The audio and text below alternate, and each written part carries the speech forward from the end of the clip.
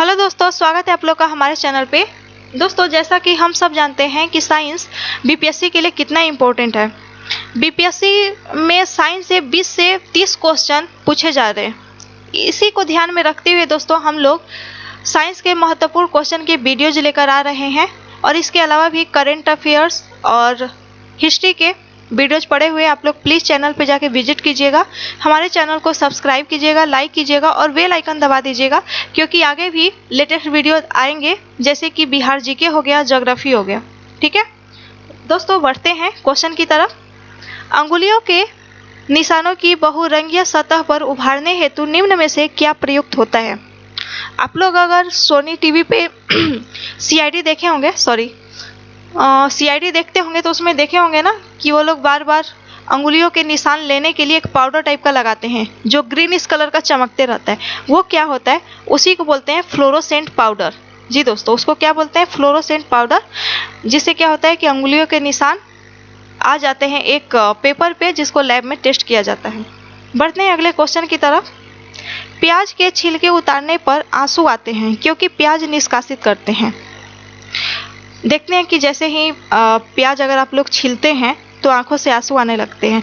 तो प्याज और लहसुन में क्या पाया जाता है? तो प्याज और लहसुन में पाया जाता है सल्फोनिक एसिड। और इसके अलावा भी एक एंजाइम पाया जाता है जिसका नाम होता है सिंथेज। इस कारण ही प्याज उतारने पर जब उसका छिलका उतारते हैं तो आंखों से आंसू आ जाते हैं। बढ़ते हैं अगले क्वेश्चन की तरफ। कोबरा दंश में रोगी की मृत्यु का कारण होता है। जब कोबरा अगर किसी व्यक्ति को काट देता है तो समय पर इलाज नहीं होने पर व्यक्ति की मृत्यु हो जाती है। ऐसा क्यों होता है? क्योंकि दोस्तों देखिए, शरीर में अगर आपको कहीं भी चोट लगती है, कहीं भी कटता है, तो भले आपको फील होता है कि हाथ में कटा है तो हाथ दर्द हो रहा है, गले में दर्द हो रहा है, कान में दर्द हो रहा है, परंतु अगर इसका जो संदेश वाहक है, ये जो दर्द का एक इंडिकेटर जो भेज रहा है वो ब्रेन ही करता है। दर्द भले आपको हाथ में होता है पर उसका इंडिकेटर जो भेज रहा है वो दिमाग भेज रहा है। तो कोबरा अगर कहीं काट देता है किसी व्यक्ति को तो जो मृत्यु होती है तो ब्रेन की निष्क्रियता के कारण होती है। ठीक है, वो जहर जो होता है पूरे शरीर में फैल जाता है और ब्रेन में काम करने वाले जो पार्ट हैं उनको ये निष्क्रिय कर देता है। बढ़ते हैं नेक्स्ट क्वेश्चन की तरफ। साइट्रस कैंकर रोग किस पौधे से संबंधित है? दोस्तों, पौधों का जो डिजीज है उससे संबंधित एक दो क्वेश्चन एग्जाम में आ जाते हैं, तो इसको ध्यान में रखिएगा। साइट्रस से तो आप लोग समझ ही गए होंगे, कुछ खट्टा फल वगैरह, खट्टा फल के जो पौधे होंगे। जी सही पकड़ रहे हैं आप लोग। साइट्रस कैंकर जो रोग है ये नींबू के पौधे से संबंधित है। और नींबू, नारंगी, आंवला में कौन सा विटामिन पाया जाता है? विटामिन सी, जिसका वैज्ञानिक नाम क्या है? Ascorbic acid. जी, अभी झारखंड पीसीएस में भी एक बार क्वेश्चन पूछा था कि टिक्का रोग, और ये जो टिक्का रोग है ये बहुत सारे और भी एग्जाम में पूछा हुआ है। टिक्का रोग किससे संबंधित है? तो मूंगफली, याद रखिएगा, टिक्का रोग मूंगफली से। नेक्स्ट क्वेश्चन की तरफ बढ़ते हैं दोस्तों। निम्नलिखित में से किसका उपयोग रक्त कैंसर के उपचार में किया जाता है? जी, ये सब जो आप देख रहे हैं ये क्या है? एक तरफ से ये एक रेडियो एक्टिव पदार्थ हैं, रेडियो एक्टिव आइसोटोप हैं। ठीक है, तो इनमें से किसका उपचार रक्त कैंसर के उपचार में किया जाता है? किसका उपयोग किया जाता है? ये होता है फास्फोरस 32। जी दोस्तों, फास्फोरस 32 है, इसका उपयोग किया जाता है रक्त कैंसर में। सोडियम 24, इसका उपयोग किया जाता है जब नस में ब्लड का थक्का जम जाता है। ठीक है, नस या धमनी हो गई, वेन या आर्टरीज, उसमें अगर ब्लड का थक्का जम जाता है उसके उपचार में। कोबाल्ट 60, ये ल्यूकेमिया के कैंसर में। और आयोडीन 131, इसका जो उपयोग किया जाता है ये किया जाता है थायराइड कैंसर में। ठीक है, बढ़ते हैं अगले क्वेश्चन की तरफ। बच्चों में प्रोटीन की न्यूनता के कारण जो रोग उत्पन्न होता है वह ये निम्न में से क्या है? ये जो आप देख रहे हैं, मैरासमस, पिलाग्रा और वेरी, ये जो 3 रोग है ये विटामिन बी की कमी से होते हैं। ठीक है, और प्रोटीन की कमी से क्या होता है कि शरीर में कुपोषण का बच्चा शिकार हो जाता है। चेहरा रूखा रूखा हो जाएगा, एकदम दुबला पतला रहेगा, बाल झड़ने लगेंगे। ठीक है, नाखून भी थोड़ा येलोइश किस्म का हो जाता है। वो तो ब्लड के भी कमी से होता है, लेकिन अगर प्रोटीन भी कम हो तो थोड़ा सा येलोइश टाइप का होना, स्किन भी पूरा रूखा रूखा सा हो जाता है, तो ये सब प्रोटीन के कारण होता है। और बच्चों में ये ज़्यादातर मैरास्मस रोग होता है, ठीक है।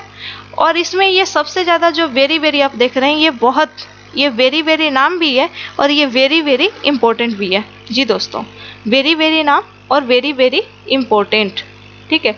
ये विटामिन B1 की कमी से होता है, जिसका रासायनिक नाम होता है थायमिन। और रिकेट्स, जिसको आप लोग जानते ही हैं, हिंदी में सूखा रोग बोलते हैं, जो विटामिन D की कमी से होता है। बढ़ते हैं नेक्स्ट क्वेश्चन की तरफ। परिसंचरण तंत्र में रक्त के थक्के का पता लगाने में किस आइसोटोप का प्रयोग किया जाता है? दोस्तों, अभी मैंने कुछ देर पहले ही एक्सप्लेन किया था इसको कि रक्त का थक्का पता लगाने में सोडियम 24 का प्रयोग किया जाता है। देखते हैं अगला क्वेश्चन। मिनी माता रोग जो होता है वो किस धातु के कारण होता है? ठीक है, ये मिनी माता जो रोग होता है वो किस धातु के कारण होता है?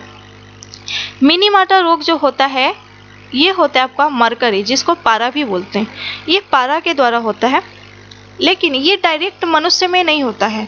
जो लोग फिश खाते हैं यानी मछली, उन्हीं में ये रोग फैल सकता है, क्योंकि ये रोग बस फैलता है मछली के कारण।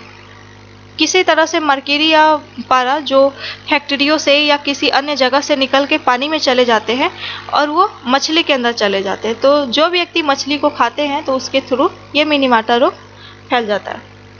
देखते हैं अगला क्वेश्चन। निम्नलिखित में से किसकी उपस्थिति के कारण दूध में मिठास आती है? जी दोस्तों, दूध आप देखते हैं थोड़ा हल्का मीठा लगता है और उसका मिठास अलग होता है, वो किसके कारण होता है? तो लैक्टोज के कारण। जी, और ये फ्रक्टोज के कारण फ्रूट्स मीठे लगते हैं, फ्रूट्स भी मीठे लगते हैं ना, वो फ्रुक्टोज के कारण होता है। और आजकल देखते हैं शुगर फ्री चीनी आती है, उसका नाम क्या है? उसका नाम होता है सैकरोज। सैकरोज, जो शुगर फ्री चीनी आती है उसका नाम क्या होता है? सैकरोज। सैकरोज, ठीक है। बढ़ते हैं अगले क्वेश्चन की तरफ। लोहे को जंग लगता है, तो लोहे में जंग लगता है किस कारण से? तो लोहे में आयरन मौजूद होता है, जो कि हवा में उपस्थित ऑक्सीजन के साथ अभिक्रिया करके ऑक्सीकरण बनाता है, और इसी कारण लोहे में जंग लग जाता है। और लोहे को जंग से बचाने के लिए क्या करते हैं? उस पे जस्ता का लेप लगा देते हैं, जिसको क्या बोलते हैं? जस्तीकरण, ठीक है। बढ़ते हैं अगले क्वेश्चन की तरफ दोस्तों। उत्कृष्ट धातु को घोलने के लिए निम्नलिखित में से किस एक का प्रयोग किया जाता है? उत्कृष्ट धातु यानी आप लोग समझ ही गए होंगे, जैसे सोना, ये उत्कृष्ट धातु में आता है। तो इसको घोलने के लिए, माने इसमें से कुछ अशुद्धियां निकालने के लिए उसको किस में रखा जाता है? तो ये रखा जाता है एक्वा रेजिया में। और ये एक्वा रेजिया क्या है? ये सल्फ्यूरिक एसिड और नाइट्रिक एसिड दोनों का मिश्रण होता है, नाइट्रिक एसिड और सल्फ्यूरिक एसिड का। इसमें नाइट्रिक एसिड 1% पाया जाता है, सल्फ्यूरिक एसिड 3% पाया जाता है, ठीक है। चलिए देखते हैं अगला क्वेश्चन। शुद्ध चीनी में कौन सा तत्व उपस्थित होता है? हम लोग जानते हैं कि चीनी में सबसे ज़्यादा क्या पाया जाता है? कार्बन। और चीनी में क्या नहीं पाया जाता? तो वो होता है नाइट्रोजन। जी हाँ, आप लोग हमें कमेंट बॉक्स में ये एक चीज़ बताइए कि अगर हाइड्रोजन को जलाते हैं तो क्या बनता है? जी दोस्तों, हाइड्रोजन को जलाते हैं तो क्या बनता है? वो बनता है पानी, H2O, पानी। चलिए नेक्स्ट क्वेश्चन देखते हैं। कपड़ों तथा बर्तनों को साफ करने के लिए प्रयुक्त डिटर्जेंट में क्या उपयोग होता है? क्या यूज होता है? देखिए, जो पानी होता है, पानी में कठोर जल होते हैं, मृदु जल होते हैं। इसका मतलब है कि अगर आप साबुन लगाते हैं तो देखते हैं कहीं के पानी से झाग तुरंत उत्पन्न हो जाता है, लेकिन कहीं पे ज़्यादा साबुन रगड़ते रहेंगे लेकिन झाग ही नहीं उत्पन्न होगा, ठीक है। तो जिसमें झाग बहुत देरी से उत्पन्न होगा उसको कठोर जल बोलते हैं, और जैसे ही साबुन लगाते पूरा झाग देने लगे उसको बोलते हैं मीठा जल, ठीक है। तो ये जो जल की कठोरता होती है वो किसके कारण होती है? उस जल में कैल्शियम और मैग्नीशियम कार्बोनेट बहुत ज़्यादा पाया जाता है, ठीक है। तो जल की कठोरता सबसे ज़्यादा किसके कारण होती है? तो कैल्शियम और मैग्नीशियम के कार्बोनेट के द्वारा। तो इसीलिए कपड़ों और बर्तनों को साफ करते हैं जो डिटर्जेंट पाया जाता है उसमें क्या पाया जाता है? तो ये सल्फोनेट। जी दोस्तों, सल्फोनेट। नेक्स्ट क्वेश्चन की तरफ बढ़ते हैं।